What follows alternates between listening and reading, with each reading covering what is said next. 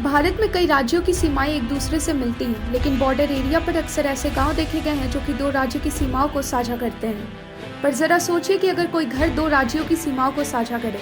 ऐसा ही एक अनोखा घर महाराजागुड़ा गांव के पवार परिवार का है, जो कि महाराष्ट्र और तेलंगाना दोनों राज्यों में पड़ता है। जानकारी के अनुसार महाराष्ट्र तेलंगाना के दोनों राज्यों ने महाराजागुड़ा समेत सीमा से लगे 14 गांवों पर अपना दावा किया है।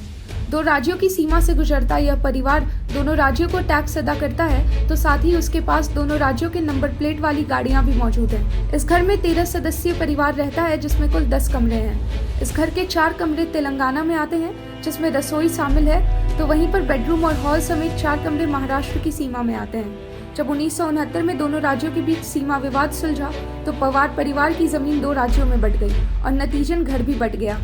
ये सर 1969 में जब ये बाउंड्री देखने आए थे, जब से वहीं से घर, आधा घर हमारा महाराष्ट्र में बताया जा रहा है, आधा घर तेलंगाना में। जो हमारा किचन रूम है वो तेलंगाना में है सर।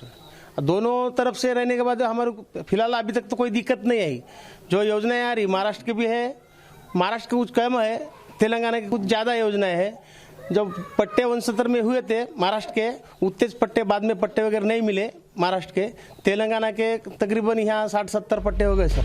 हालांकि कानूनी तौर पर यह गांव महाराष्ट्र का हिस्सा है, इसके बावजूद तेलंगाना सरकार महाराजागुड़ा समेत सीमा से लगे 14 गांवों के लोगों को अपनी योजनाओं से लगातार आकर्षित करती रहती है।